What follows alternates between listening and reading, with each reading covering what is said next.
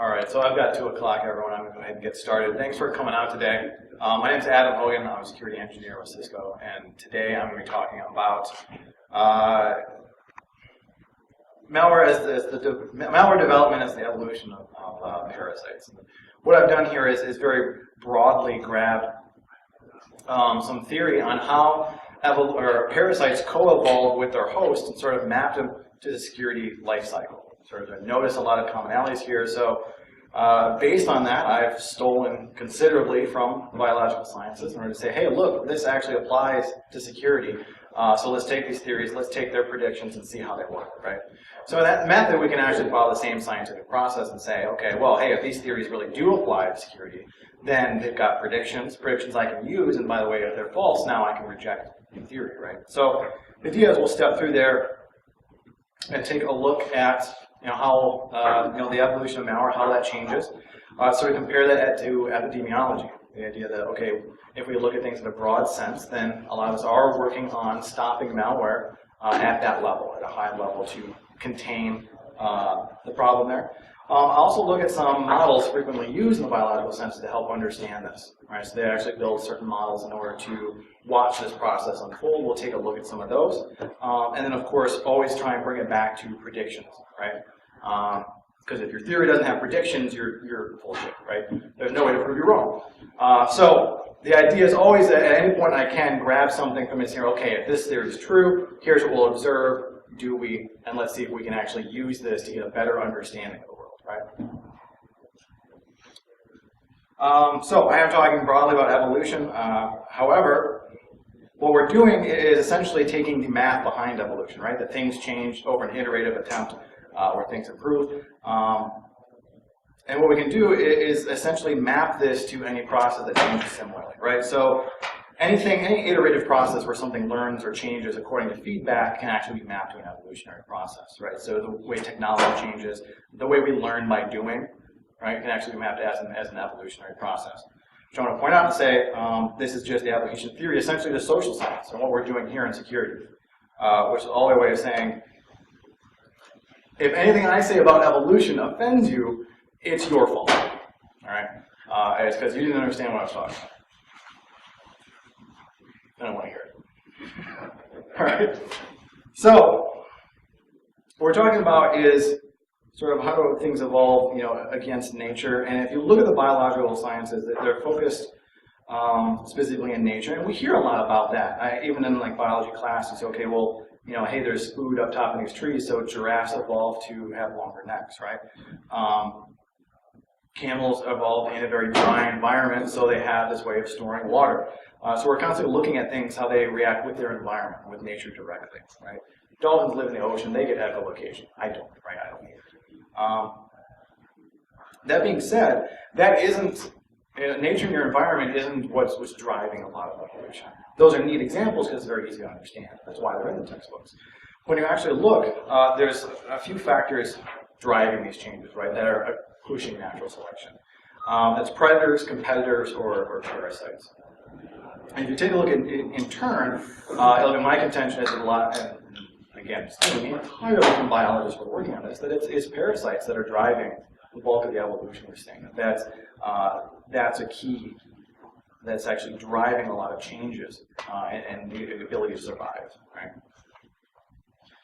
And what I'm doing is mapping this to software, right? The idea is, okay, if I'm going to map this, the coevolution of parasites and hosts to malware, what we're talking about is malware operating as a parasite on another host, right? And of course, the host in this case would be the software we use every day, whatever it is, right? It provides vulnerabilities for the parasite to exploit. If we should look at other avenues of evolution, then we have to start with predators. The idea would be, okay, in nature, that's if one species can see another animal as its source, or a plant really as its source of energy, its source of calories, then they can just take them from there. I'm not sure that we necessarily see that in software. I don't think we have software out there that's out there just to destroy other software, take its spot. Right? I think we certainly have competition, right? There's competition within software. And that could certainly have an effect, right? In nature, we see, okay, another species competing for the same resources, right? There's two different types of animals that are both eat the same berries or nuts in the same location, now competing with each other to take resources that they need to live. In software, yeah, absolutely see that. But we see different brands of different software for all sorts of niches. You have a couple choices in all these things. So I think that's certainly something that could drive evolution. And I think if you were to want to specifically look at how software changes over the time, maybe we're looking at that. However, we're very security focused, and I think in that end we want to focus on parasites. In nature, it's absolutely one of the biggest drivers of evolution. Because if we see the way animals can or can't react to disease, to fungus, to parasitic organisms, that's going to determine whether or not they live or die, right? And I think software has its own parasites there in the form of malware. And if that does match up, then we can learn something from it. Right? I also want to say that it's something we see all the time, and it's often not thought of, but it's huge. Even when we think about some of the greatest catastrophes in human history, and if you look at like World War I and say, okay, well, there's 25 million people killed or something like this over 4 years. The same number of people were killed in the next 4 months because of the influenza that outbroke afterwards. Right? Because there were so many people operating in unsanitary conditions, coming together, there's that flu that was able to drive just as much death and destruction and much, much faster. Right? And it affects all sorts of lives. My contention is it affects software as well. Now, we should want to lay out some disclaimers there.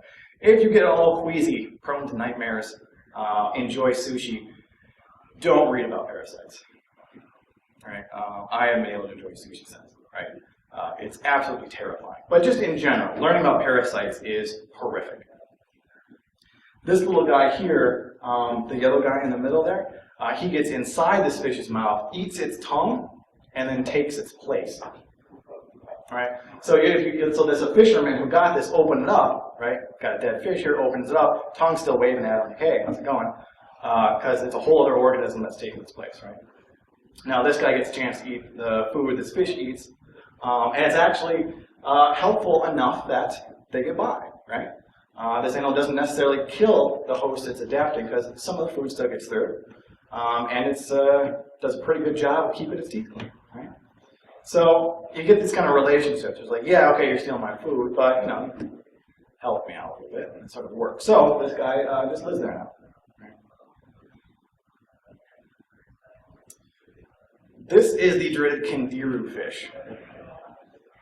What this guy does is actually a parasite on other fish, and the best place to leach blood out of a fish, apparently, at least if you're this size, is from the fish's gills. Right? Okay, there's a lot of blood vessels close to the top, very easy for it to get there. The way it's able to find gills of other fish is actually by sensing ammonia in the water. Right? It's one of the byproducts of the gills itself, so it gives off ammonia. So this little guy is a homing beacon for ammonia. It smells that, it's going to home in there because that's where it's going to find its meal. Unless, of course, something else smells like ammonia. If you happen to have people swimming in the water, guess what else smells like ammonia? Your urethra. Which is why this guy has been known to swim up them and make a home. Right? Horrifying stuff. I wasn't joking. All right, so this is an ant infected with the river fluke. The river fluke is epically horrifying. Like, naturally, it's like it is the inspiration for the alien in the movie Alien, and Aliens in Aliens 3, right? It was the river fluke who inspired all of that, because it actually goes to that many, right? It was first, it's the queen lays the eggs, the face hugger, then the drone, right? That whole process, not an original thought. There's a whole sorts of horrifying parasites that actually do that. What they have is called a multi-vector parasite. What we have here is an ant infected by a river fluke. The river fluke wants to make its home in sheep or cattle, right? But how do you do that, right? What's a reliable way to make sure cattle's going to eat your young? So it actually takes a multi-stage approach. The idea being that its eggs are going to fall out. Once it's in the cow, right, its eggs are going to fall out of the cow feces. Eventually that's going to get washed into a river where it's born a smaller, completely different vector, where it actually lives in the water. where it's going to be eaten by snails. Snails are then eaten by this ant here. And this ant has its brain hacked so that it will, midday, when it's bright and sunny and things can see it easily, crawl to the very top of these leaves of grass. Not something an ant should be doing if it wants to survive, right? But when it's infected with the river fluke, actually makes home in the ant's brain, it decides, you know what, I should probably hang out up there. If you hang out on the top of grass, you get eaten by sheep or cattle.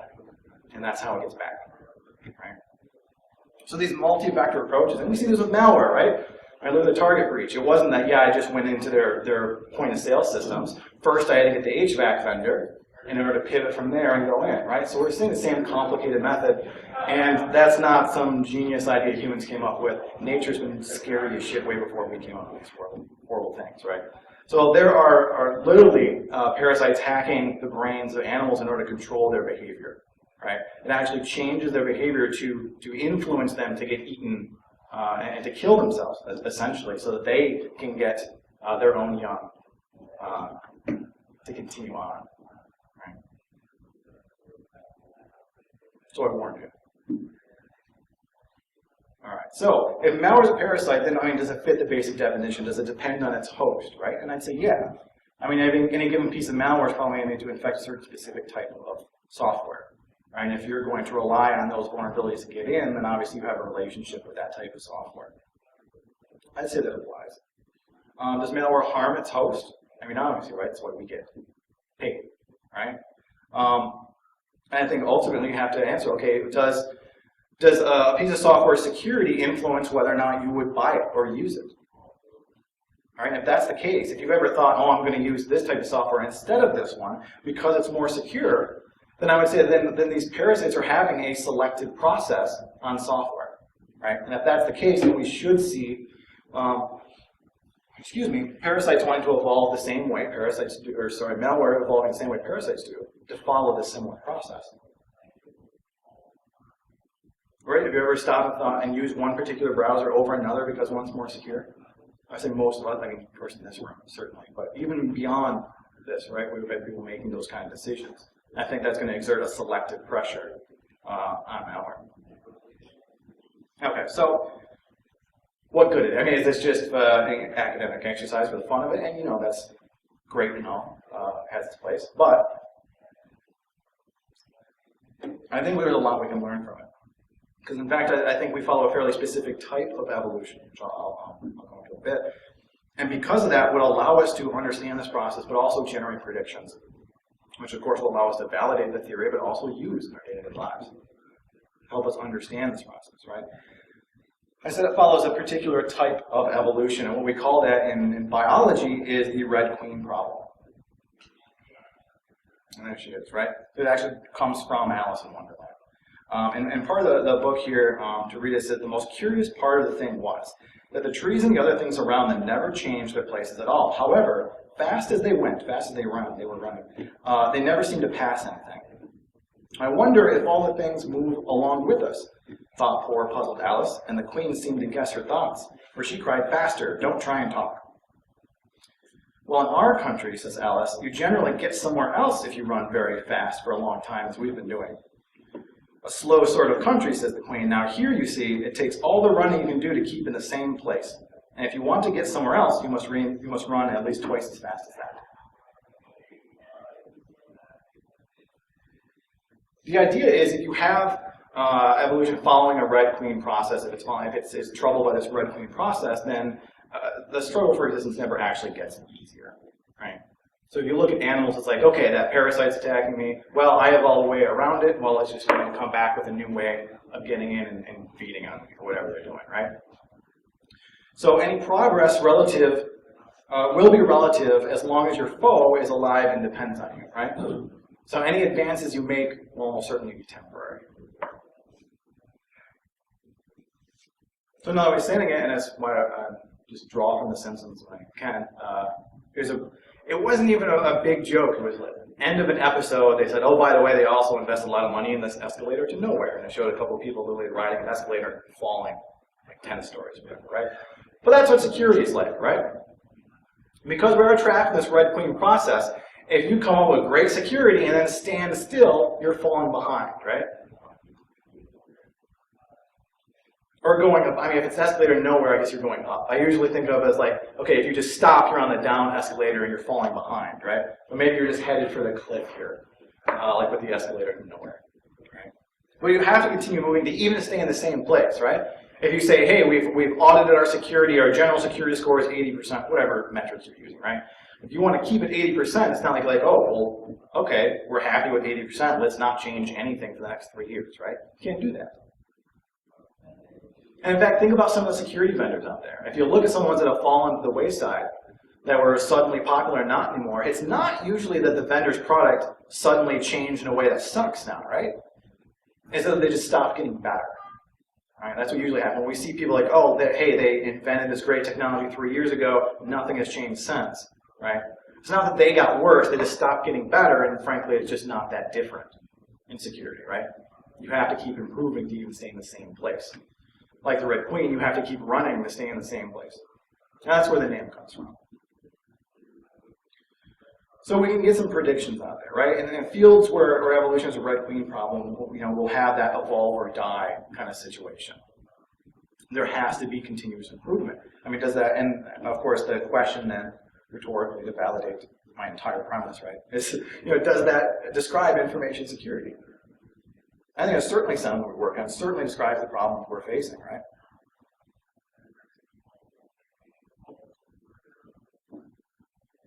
So there's no escaping it, right? It's going to continue to be a problem. And it also means that there's no escape. So what else can we learn? Or the quote here, the more successful the parasite's attack, the more the host's chances of survival depend on whether it can invent a defense. The better the host defends, the more natural selection will promote the parasites that can overcome the defense. So now we're operating at a whole different cyclical level. The idea is, okay, if there is someone attacking you, and you're able to come up with a good way to defend it, what happens then? It's not like, okay, hey, great, I came up with a way to defend myself, I'm safe forever, right? What it does is create selective pressure on the people that now can get around that new defense. Right? So the advantage will always be swinging from one to another. The more dire an emergency for one, the better it will fight. So again, the question is, does that describe the security industry? And I think it does. I think we have those types of cycles, right? That malware, a certain type of malware will be a huge news. It's okay, this is affecting all sorts of people. It's a big problem. Of course, now we need more security technology to combat it. We get that security technology deployed widely. And then the attackers come up with a new way of attacking us, right? So you look at sort of the ways hacking is, industrialized. I think we followed exactly that trend, right? So viruses were new and scary, and everybody got antivirus. That didn't solve the security problem, right? They came up with another way to get in. So actually, okay, and then we've got worms making their way around the network. We get, okay, well, now we need firewalls and IDS in place to stop these worms from spreading. Does that solve the security problem?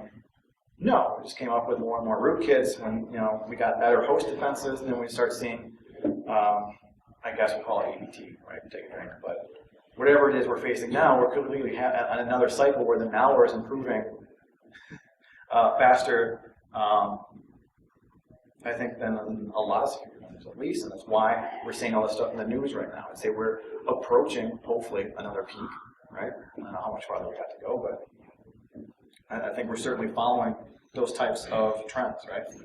So I think that's an apt analogy to understand the security process and how it's going to change over time.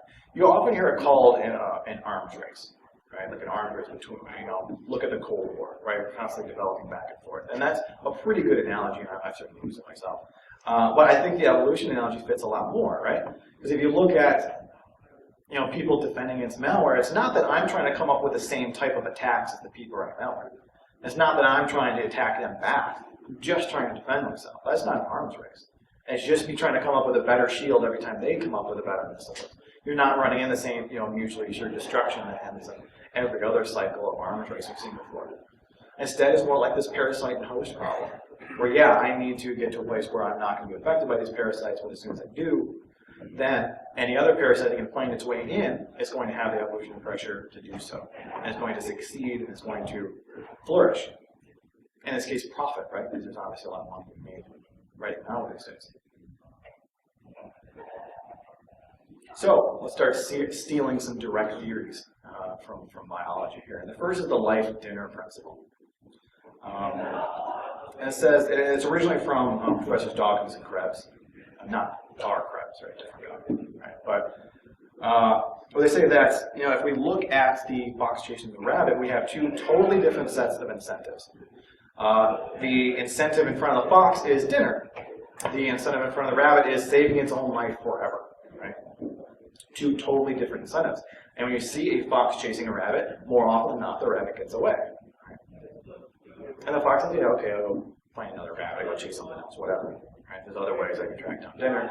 For that one rabbit, I either get away from this guy or I die and stops existing, stop extending my genes on to the next generation and all that. The way biologists have generalized this theory is to say that the specialist usually wins the race, right?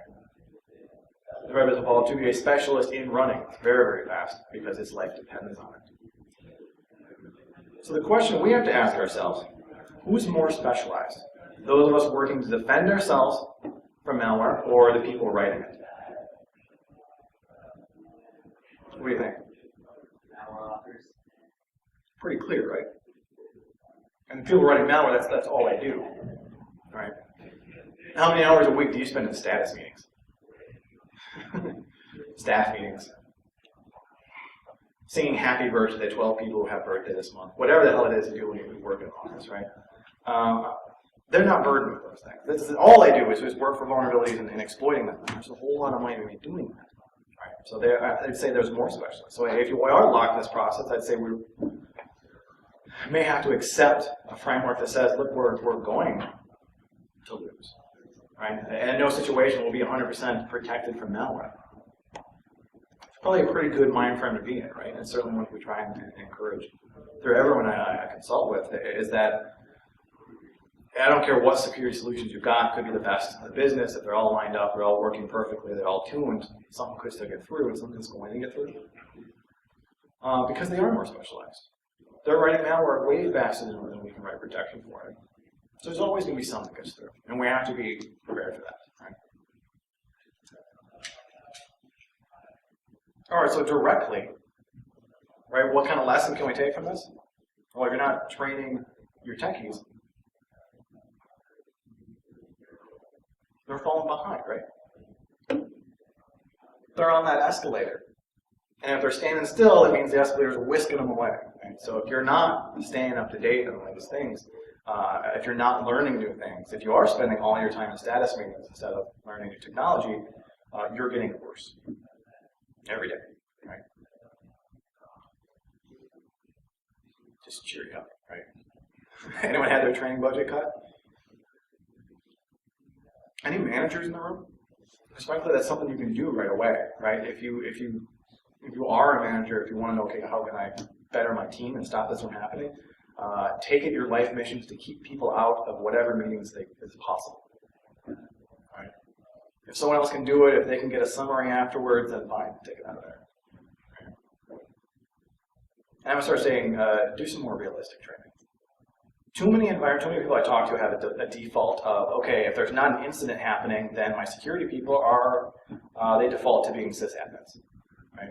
Go patch your stuff, go whatever, and if there's an incident, then we'll do security mode. Right? We should be training them better than that, right? We should be doing like fire drills, right? A couple times a year, you all gotta walk outside and prove you know how to get out of your own building. Because it's important, right? It's not that finding an exit is difficult, it's that important, right? Because the building was on fire. It's something we want to rehearse. You're probably going to be breached at some point. You should be rehearsing for that fact. All right, so the next point I'm stealing, right, is to look at the life cycle of the disease. There's one thing we've learned from studying disease is that they're actually far more damaging at first and tend to get more mild over time. Right? And what happens there is if say a virus is surrounded by unresistant hosts that it can infect, it doesn't need to worry about killing its host, right? If you're a virus and you're way too successful, you kill the host you're in. But if you're surrounded by people you can spread to, right? If every person you kill, you infect 5 more, you've still got a winning strategy. So as people become more immune, and as you get some security out there, then you have to worry, okay, look, we can't kill the host around. So as we see hosts become more resistant, the parasite has to be careful not, to kill its host, right? So if you can't spread to 5 other people, if you can only spread to 1 or 2, then it's like, okay, let's not kill the host we're in, right? Let's try and make this last. So we're gonna have a longer time to reproduce. Because you also get competition between parasites, right? And so the prediction here is as malware improves, right? As we get more security out there, malware has to improve, right? If malware can infect 100 hosts, a second and spread across the world in a matter of minutes, then if it blue screens a few of them, then no big deal, right? It's successful enough that it's going to do its job. Now, if you want your malware to be a bit more successful, if its job isn't to spread as wide and as fast as possible, if it's only going to be able to get to a few hosts, or maybe it's designed to only affect a few hosts, it's far more important to not damage that host, right? So when we talk about animals, a parasite is damaging when it makes the animal sick, right? With malware, a parasite is damaging if it's causing you to reboot, if it's slowing down the machine, right? If it's making a blue screen. Because if it keeps doing that, sooner or later you're going to take it down to help desk and they're going to wipe the thing, right? So if you are a damaging piece of malware, that could be costly, and it's certainly more so in the long term. So as we see malware evolve, we should actually see better malware. It's actually going to cause fewer performance problems. It's not going to drain your CPU as much. It's not going to make your stuff blue screen. But it's going to be able to get in there real nice and quietly, right? There's I think, a fairly interesting debate in parasitology as to whether or not we should consider the tapeworm an incredibly advanced form of life. The general idea being that parasitologists will say this is the most advanced form of life ever. It is incredibly successful. It does not kill the host at all. You can have a parasite, a tapeworm, and never know it, right? You hear those horror stories about people's stomachs like growing and extending because they've got, that's mostly myth, right? If you've got a tapeworm, your body doesn't change at all, and you're never going to notice it, right? Until it leaves, right? That's when people notice. When you're actually infected, no one notices, right? Because it's that evolved, it's that in tune with its host, that it's able to coexist there. And biologists will come back and say, no, this isn't an advanced life form. It doesn't have, a brain. It doesn't have eyes. It doesn't have limbs where it can manipulate its environment. Parasitologists say, well, it doesn't bother with all those ridiculous things. It doesn't need them, right? So they'll say, no, you're ridiculous. This is just a mouth and genitals. And parasitologists say, that's really all you need anyway. So it's, and not even a mouth. It's basically an inside-out stomach. Right? So it doesn't even have to go through a mouth to a stomach. It's one big stomach and genitals. And it can reproduce, just hang out, it doesn't have to do anything. Right? So if the idea is just to get your genes to extend and reproduce, then it's incredibly successful at it without having to go to all the bother of walking around and finding food or having to look at things and see what's out there. Right? What a bunch of work that is. Why do that? So I think we're going to start to see more of that from malware. And arguably, that's the whole idea. That's this whole paradigm between, seeing APT, right? And is it really that different? No, it's that it has to get better, right? We have to see attacks that are a lot quieter. And if it's going to make the user's system blue screen and die, then it's still good, right? So I think we are starting to see that kind of advancement. So, natural question then, okay, well, what do we do about it, right? I mean, if we're at a blue team mindset, then the question, of course, well, what can we learn about how nature defends from parasites, and can we use that to help defend ourselves from malware? So let's take a look at the way animals defend themselves from parasites. The first way is try and grow and divide incredibly fast, right? If you can reproduce faster than the parasite can, then you can stay ahead of it. The next one is sex. And in fact, it's well regarded now that the entire reason sex evolved was to deal with parasites, right? And the third would be develop an immune system. So let's take those in turn. Development speed, right? So we're in a situation where, okay, if you can actually reproduce faster than your parasite can, then you're going to be able to change in ways that make it unable to attack you, right? I will evolve to the point where my children will not be affected by you, parasite. That's great. Now, that being said, if parasites reproduce faster than you do, then they're going to chance to change and adapt faster than you can, right? And that's really what we see in parasites in nature. In 10 years, the genes of the AIDS virus change as much as human genes change over 10 million years. Right? They're reproducing much faster. That gives them a lot more selective ability, right? So they have a chance to change how they're doing things and improve or adapt to whatever it is they're attacking, right? So the idea, okay, is malware developed faster than security products? I would say almost certainly yes, right? I guess the question then is, can we do something about that? And I guess the corollary here would be like, okay, can we write software much, much faster so that we'd have less security to worry about? That doesn't sound like a good idea to me, right? If you were to suddenly go to people writing software and say, okay, well, how long are you going to take? It's going to take a month. No, you're going to do it in a week, and then it's going to be more secure. I don't think that's kind of how it would turn out, right? Unlike reproduction, if you're suddenly coding a lot faster, you're probably going to make more mistakes, which of course turn into vulnerabilities down the line. So I'm not sure that there's a way to steal this idea from nature and utilize it, right? Now, certainly, if your software changes faster, if you have a speedier development cycle, you're absolutely going to be able to respond to security threats faster. But I don't know if you can look at any given software project and say, let's just speed this up and make ourselves more secure that way. People more familiar than me with software development cycle, if you can think of a way to do that, then great, let me know, or go publish it and make a bunch of money, right? But I'm not sure exactly how that would work. There are predictions there, because we should see that malware would be more destructive to a dying host, right? If you've got a host that's already dying, it's like, well, do I have to be nice to it now?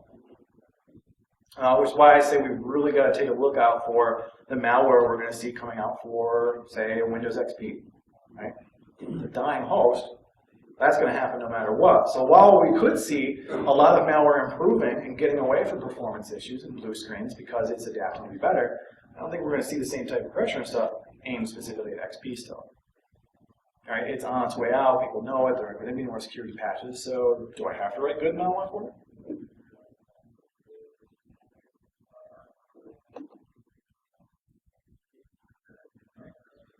We can also compare populations. Something else we can learn from this. And Professor Austin Burt showed a very clear correlation between generation length and the amount of recombination, right? Because you need to change to escape parasites, right? Now, if you reproduce incredibly fast, like, say, bacteria, you don't have to change that much. Generation to generation, you can make small increments, because, of course, we're going to have another attempt to change in the next generation, which is, like, just around the corner, right?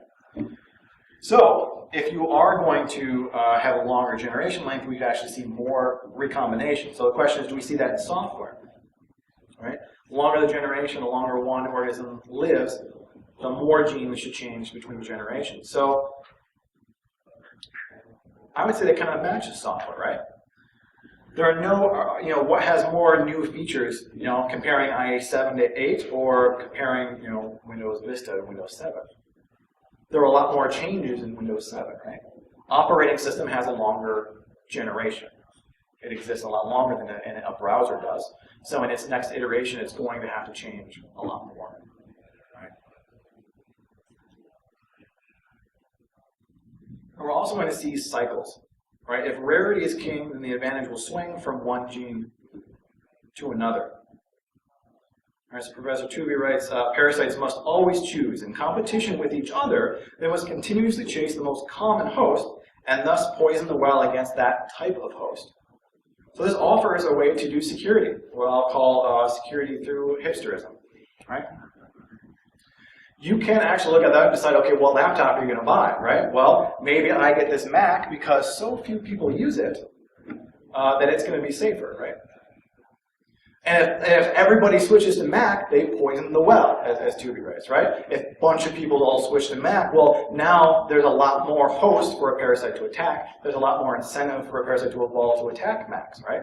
So, as Macs become increasingly popular, I will have to, strive to hit that hipster notion and say, whoa, Macs used to be cool, but now they're not. I got to switch to Chrome OS or whatever else is new and very rarely used, right? And then we can go back to saying, okay, well, I don't have to run antivirus because no one's bothering to write malware for this platform I'm using. All right, so how about the next one, right? Can we fix malware with sex? At least from a marketing perspective, you always want to try and get sex in, right? And if there's another talk that's where it gets to talk about sex as much as this one, it's probably disgusting.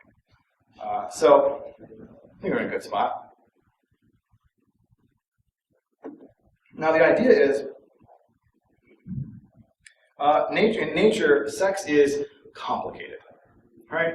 It's a great deal of work. If your idea is to just pass on your genes, then you look at primitive life forms, it's like, well, the easy thing is to take all the genes I got, copy them, right? I'll just clone myself, split, I'm done, right? That's easy. It's an extraordinarily complicated process just to bother having to find someone of the opposite sex. It's only 50% of the people out there, right, that you can recombine with. And just meeting them is the end of it, right? There's all sorts of crap that goes on before you actually get to reproduce. That's all complicated. And it's expensive, right? If just cloning yourself were better, that would obviously happen faster. We would want to do that. So why don't animals do that, right? Why don't we just clone ourselves? What's the advantage in bothering with all that sex nonsense? And as biologists have studied it, it's that increase in diversity. It's by recombining genes, your genes with somebody else's, that's going to lead to more of an increment and more of a change. That's going to allow them to end up with a much better immune system than either of its parents, right? So it's that increased recombination that allows animals to outpace parasites, right? They have a longer generation. Yeah, I'm not going to reproduce as fast as bacteria does. But when I do, I'm going to change genes a lot so that we can try and make sure we have a population that can survive attacking these parasites. So you're being, okay, can we increase diversity in the software you're using, right? If we're going to steal this idea, right? Nature's obviously had a lot of success.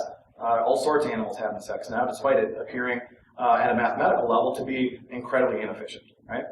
So there's a process there, right? Can we increase diversity in the genes we have, and can we utilize that process to make sure that parasites can't take us all down? Well, that's a notion that when biologists figured it out, ecologists said, we knew that, right? One of the first principles of ecology is that if you want to survive, you need diversity, right? That if you have just one species, if a parasite figures out how to kill that species, you're done. So let's take a look at the whole bring your own device problem as it compares to ecological stability. Now, everyone bringing in all sorts of different devices is seen as a huge security problem because, of course, it introduces a lot of different ways into the network. It introduces a lot more vulnerabilities that can be attacked. That being said, we have to take a look at two different objectives in security, right? There's data loss prevention and there's operational integrity. And you have to find, how to balance your efforts, right? You have to balance uptime and data loss prevention. And every job you have, every firm you're working for is going to have to take a look at those choices and figure out how much time to spend on either, right? Like if your only goal was uptime, if all you didn't care about losing any data, whatever data we have, I don't care if anyone takes it, don't need it. All we care about is keeping the systems up. Then you wouldn't care about AET, right? It wouldn't matter at all. It comes in, it steals my data, it doesn't affect the systems, they don't go down. Okay, fine, whatever, right? So we have to balance those two issues. And from that perspective, from the chance of uptime, what BYOD is doing is actually increasing ecological diversity. If you're standardized, you block everyone from bringing in their own devices, you have one gold image that everyone uses, well, if one piece of malware takes out all of those, you have the potential to lose every system in your environment at once to one strain of malware, right? So while we are introducing more vulnerabilities by people bringing in their own devices, more points we might not have a lot of control over, it's also increasing diversity, which from the point of keeping the system up and keeping the system alive is actually good news. So BYOD, if you're worried about data loss, probably a huge problem. If you're not, might actually be a solution for you, right? Because it's actually going to make your network more robust and more resistant to attack.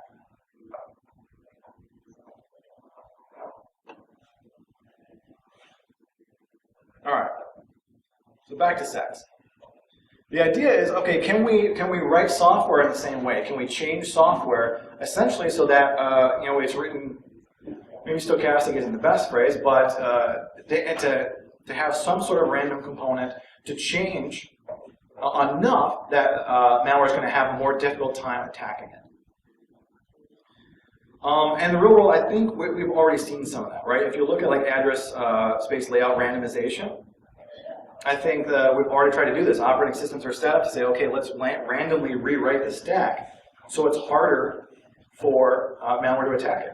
I have no idea if they were thinking about sex when they wrote that. Well, I mean, you know what I mean? Of course they're thinking about sex, the coders, they just... But were they stealing from this theory? I have no idea. But I think that's what happened, right? We're now in a position where, okay, if my operating system is randomizing the stack, what it's doing is taking that attackable surface and recombining it, right? In the same way that we have sex in order to recombine genes, we're adding a randomization to that process, and it does make the operating system a lot more difficult to attack.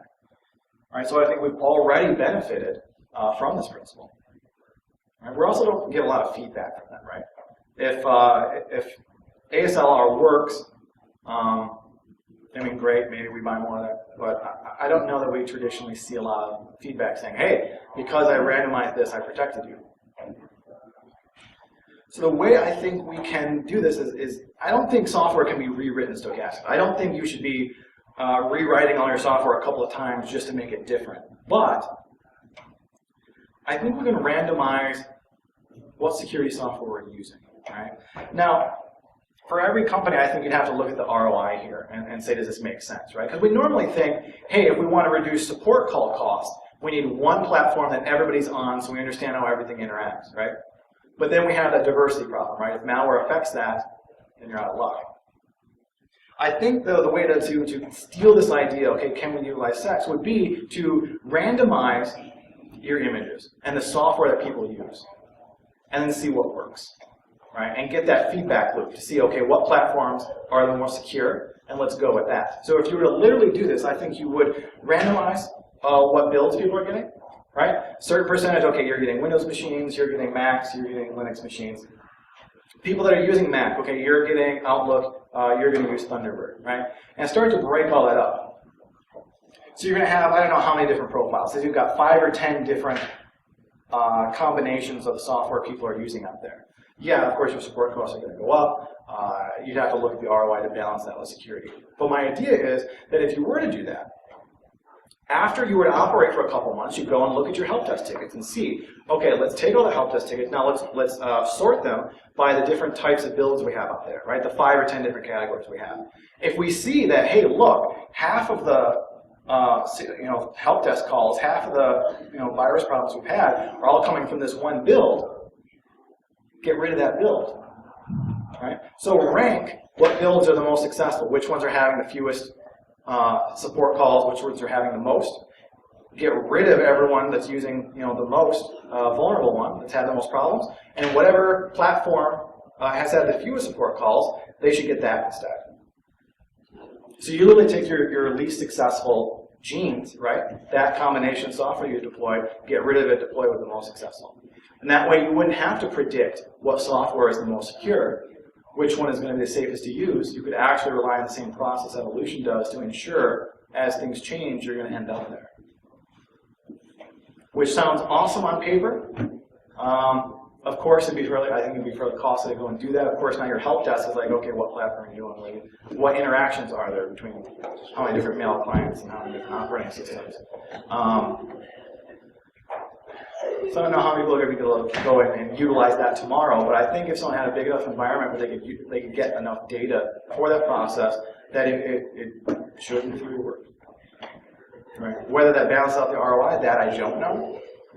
I don't know how costly it is for support to have to adapt to that. Maybe running a help desk is so costly that this could never take off, even if it is a good idea on paper. But I want to look into it more. All right. The last would be we could always develop an immune system. I think that's what we've been working on, right? Of course, it's very complicated. We only see it with reptiles and things that are like as advanced or more. And one thing we can learn is that the immune system is always adaptive. Right? If you're going to have an immune system that's going to work, it's able to change a lot faster. That's the whole idea, right? Your genes can't change, so your immune system needs to be that much more responsive and adaptive so that it can respond to threats for you.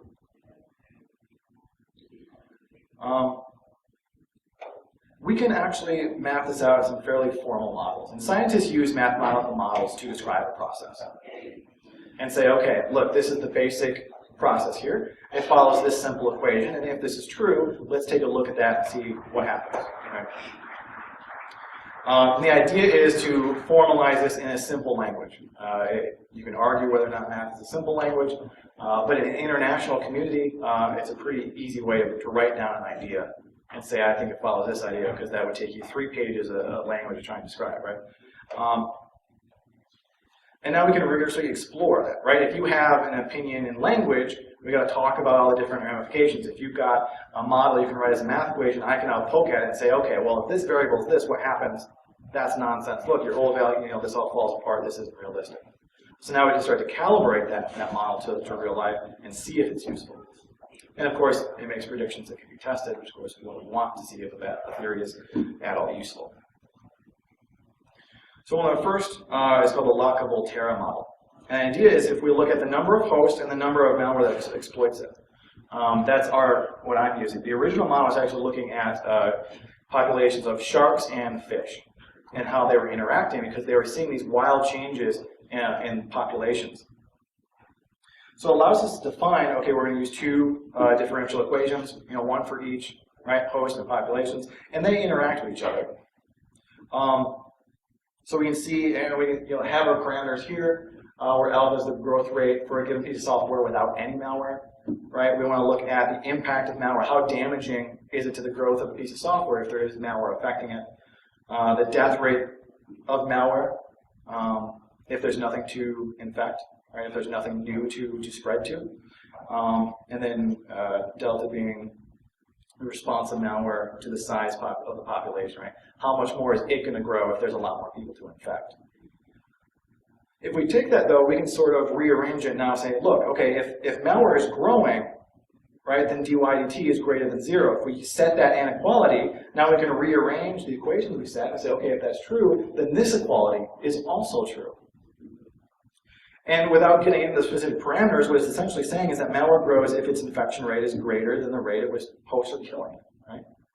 So I can rewrite that in natural language, of course, and you may say, look, then I didn't need the math. But now we can go around and maybe start to plug in these numbers, right? Let's figure out what each of those parameters are. How fast does malware grow? Get that percentage, put it in here, and now we can start to map that out. But when you actually get the map, now we can graph it and see what it does. And it was because they did this model that they were able to do this. With sharks or with fish or with rabbits or coyotes, we've seen the same process. So this is something that biologists weren't able to explain. They knew that rabbits were having this cyclical pattern, and like the number of rabbits that existed was following this model here, like this blue line. And then the population exploded and then collapsed.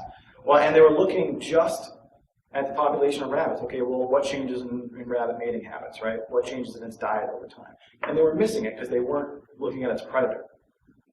And what happens here is that as the population of rabbits explode, there's a whole lot more food for coyotes. When coyotes have a lot more food, they have a lot more baby coyotes, right? Then the population of coyotes rises.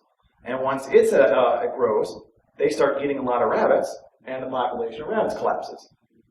Once there are very few rabbits around, there aren't enough rabbits for the coyotes to eat, and they start to die out of it. And it actually continuously follows this process.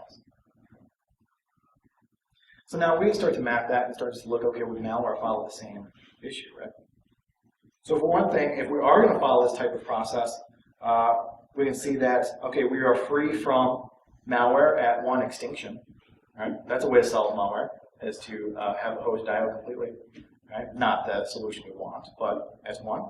We can see that there's also a stable equilibrium at this parameter. So if we can actually get the values for those variables, we should know where we have a more stable population of software.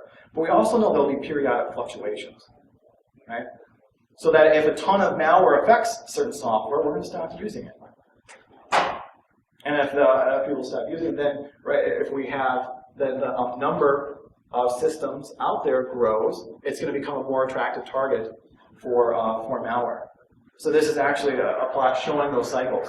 The idea being the farther out you are from the center, the more wild of cycle you're going to have. The faster you're going to have those amplitudes, ups and downs that the rabbits and foxes were having. So if we can parameterize that, we might be able to find out how fast those periods are. And then I think we want to start to think about what's the difference between a physician and an epidemiologist. A physician is pretty focused on solving one particular host, right? You go to a doctor, it's like, how do I get you cured, right? Epidemiologist looks at the entire population. How do I, okay, maybe I'm not trying to cure one host, maybe I'm trying to save the herd. And we understand that curing people is costly, so we're always trying to look for the most efficient way of doing that. And I think you might want to stop and think about what is your job more entailed to. Right? Are you a physician who's working on the help desk day to day trying to secure APC that comes in? Or are you an epidemiologist trying to set up a particular safe network at an architectural level that's going to be more resistant to malware? But as we look at those models, we're actually able to model out this basic epidemiology model. It says, okay, certain populations are susceptible, they can become affected, and then they recover. Well, if we model that out, we got three different equations to model, okay, whether you're susceptible, affected, or recovered, and whether you move between those. And again, we can start to recombine based on this math. And we say, okay, if the amount of malware out there is decreasing, what's true? Well, then this equation out here will be true. And what they've done is they've recombined that equation to what they call R sub 0, or R0, or R naught. And what it is it's the basic reproduction rate of an infection. And it's one of the key components epidemiologists look like to understand an outbreak. So if you look at rabies, the R sub 0 is 2.44. That is, every one person who's infected with rabies will, on average, infect 2.44 people themselves. Right? So the higher the R0, the more serious the epidemic. Right? Where you get into like whooping cough there, which is like 16 to 18. That's enormous. Malaria was originally estimated between 50 and 100 people. But that was largely because they didn't understand the differences between different strains of malaria. If you make that distinction, it's more like 6 or 7. So one thing we actually do is, if we actually by watching the growth rate of malware, estimate its R sub 0, and again take a different perspective, right? So this is actually incredibly like farmers' almanacs publish a table of diseases that affect cattle and the R0. The idea is if you have that R sub 0, you are able to say, okay, based on that, I know how many groups I need to split my cattle into to make sure it can't spread very quickly, right? Because even if I can't vaccinate every cattle, if I can't fix the problem, I can at least isolate them into specific groups to make sure it won't spread. And we also know it will have periodic fluctuations. Again, we'll see that over time. So one thing to keep in mind is if you're fighting malware, if you're in this first downslope, you might say, hey, this is great, it's on its way out. And next week you see the number of help desk tickets climbs a little bit. Right? You may still be making the same progress. You may just be on the upswing of this cycle. Right? So watch those day-to-day metrics they might be lying to you. Because if we see infections take the same pattern, we should see these oscillations of the number of people infected. And I'm running out of time, so I'm going to speed through that. Only to identify that one thing we really learned from modeling STDs is that it's incredibly important to look at high-risk patients. Right? So this is a particularly useful social network map, where they actually mapped out everyone in a particular high school in Colorado who had slept with each other. Right? So if you'd slept with another person, you got a line drawn between you. Right? There's also been an incredibly successful paper mapping this out for airline attendants. Right? Because it turns out that finding high-risk people is the ballgame, right? If you want to stop the infection of STDs, one of the solutions is actually to have everybody have more sex. If everybody were to have more sex, STDs would not spread as fast. And it's counterintuitive, but it's because the current way STDs are being driven is that there is a small set of high-risk people that are infecting a lot of other people. So if there aren't many people out there having sex, and you go to the bar to pick up a one-night stand, there's a higher chance that that person is filthy. If more people were to have sex, then we're bringing out more people who are not having quite as much sex. So if you were to sleep with instead someone who doesn't get around as much, you're actually a lot less liable to pick up an infection. So it's not that we need more sex, but if on average everybody were to have more sex, we'd actually see less spread of STDs, because now there would be more people on the fringe of this graph having more sex, and if they were, you'd be a lot less likely to pick up an infection. I say this because we need to identify those high-risk people. If you have a security problem and you ignore your high-risk users, it almost doesn't matter what else you do. Right? So we can actually map that out and say, okay, maybe I can't vaccinate everyone. Maybe I can buy, there's some great new security product and I can only get it on maybe 40% of my hosts. Well, do you want to pick 40% at random? No. You want to identify your high-risk users, because if you're able to do that, I'm really low on time here, so I'm flying through now. Because if you look at that, here's actually a map where we say, we'll take those equations and here's the results. If we are on the left side of that blue line, we're going to fail.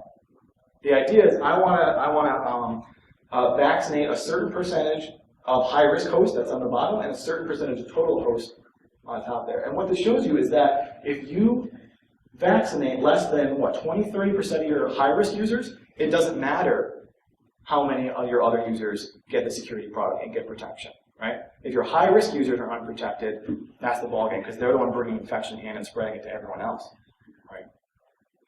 So if you can do anything to identify your high-risk users, the people that are most likely to click that phishing email, and you can get them protection, you don't need to buy security for every host out there. You can actually target them and have a greater effect on your security platform at a lower cost. And I'm really running low on time there, so let me stop and ask any questions. And we've got a break after this for like a half hour. So you can raise your hand or come up after. I'll stay till all the questions are answered.